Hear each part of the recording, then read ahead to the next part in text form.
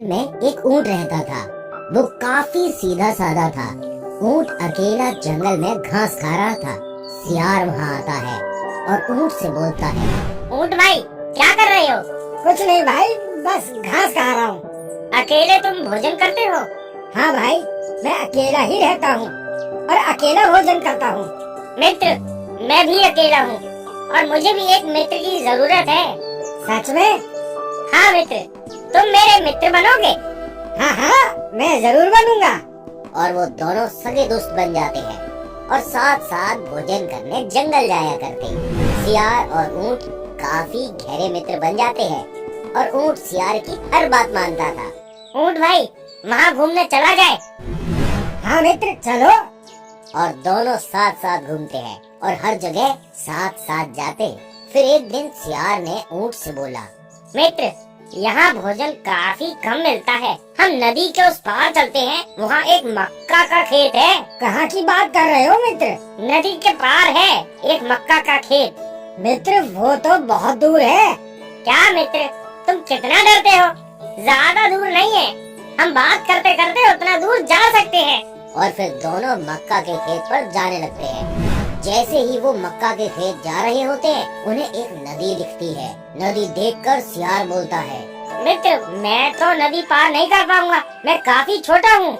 मित्र, तो फिर हम कैसे जाएंगे मक्का खाने? सियार कुछ देर सोचता है और फिर बोलता है, मित्र, एक काम करो, मैं तुम्हारी पीठ पर बैठ जाता हूँ और तुम मुझे नदी पार कराकर उतार देना। हाँ मित्र, सही उपाय है। और फिर सियार ऊंट के पीठ पर बैठ जाता है और ऊंट नदी पर चलकर पार मर देता है और नदी पार करके सियार को नीचे उतार देता है। सियार नीचे उतर कर बोलता है, शुक्रिया मित्र, तुम नहीं होते तो मैं आज नदी पार नहीं कर पाता। अरे कली बात नहीं दोस्त, मित्र को धन्यवाद नहीं करते। अब जल्दी से चलो मक्का का खेत, मुझे बहुत जोरों की भूख लगी है। हाँ मित्र, चलो, यहाँ से बस थोड़ी ही दूर में है। और फिर कुछ ही देर में वो दोनों वहाँ पहुँच जाते हैं। वहाँ मक्का का देख देख कर ऊंट खुश हो जाता है और बोलता है, मित्र, इतना सुंदर और हरा भरा खेत है, यहाँ हरे मक्का खाने में तो मजा आ जाएगा। हाँ मित्र, जितना खा सकते हो खाओ, पेट भर के खाओ। हाँ मित्र, पेट भर के भोजन करूँगा। और दोनों वहाँ भोजन करने लगते हैं और सियार तुरंत चिल्लाने लगता है और बोलता है, मित्र, अब चलते हैं, नहीं तो किसान आ जाएंगे। मित्र, पर मैंने तो अभी पेट भर के खाना भी नहीं खाया है। मित्र, मैं यहाँ के किसानों को अच्छी तरह से जानता हूँ। अभी यहाँ के किसानों के आने का वक्त हो गया है, जल्दी चलो नहीं तो वो हमें पकड़ लेंगे। ठीक है मित्र, चलो चलते हैं। और दोनों वहाँ से जाने लगते हैं। और जैसे ही दोनों नदी के पास पहुँचते हैं, सियार फिर से ऊंट से बोलता है, मित्र, आओ, मैं फिर से तुम्हारी पीठ पर बैठकर नदी पार कर लेता हूँ। हाँ मित्र, ठीक है, आओ। सियार फिर से ऊंट की पीठ पर बैठकर नदी पार कर लेता है। रात हो जाती है, आराम से सोते हैं और अगले दिन फिर से मक्का के खेत में जाने की तैयारी करते हैं और पहले की तरह नदी पार करते हैं और जाकर मक्का के खेत पर पहुँच जाते हैं। ऊंट फिर से खुश हो जाता है और बोलता है, इससे बार तो मैं पूरा पेट भर कर खाऊंगा। हाँ मित्र, ठीक है, तुम पेट भर कर खाना।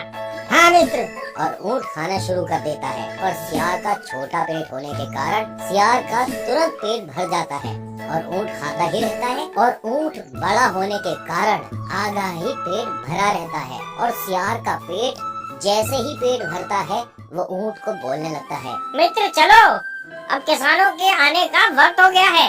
मित्र, पर मेरा पेट अभी भरा नहीं है। मित्र, पर अभी किसानों आ जाएंगे, अगर हम यहाँ थोड़ी देर और रुके तो वो हमें देख लेंगे। मित्र, तुम तो छोटे हो और तुम्हारा पेट भी छोटा है और तुम्हारा पेट तुरंत भर जाता है, पर मैं बड़ा जानवर हूँ, मुझे ज्यादा भोजन चाहिए होता है। मित्र, तुम कल आकर खा लेना। मित्र, कुछ देर तुम अगर शांति से रुकोगे तो मैं पेट भर के खा सकता हूँ। ठीक भाई, तुम खाओ। और कुछ ही देर बाद सियार ऊंट से बोलता है, मित्र, बहुत दिनों से मैंने हुआ चिल्लाया नहीं है। मित्र, अभी मत चिल्लाओ। मित्र, मुझे अभी मन कर रहा है। मित्र, शांत हो जाओ, नहीं तो किसान आ जाएंगे। पर सियार ऊंट की एक नहीं सुनता है और वो चिल्लाने लगता है, हुआ। और सियार की आवाज सुनकर वहाँ किसान आ जाते हैं और सियार दौड़ मर तेजी से भाग जाता है और बेचारा ऊंट अकेला किसानों के डंडों से मार खाता रहता है।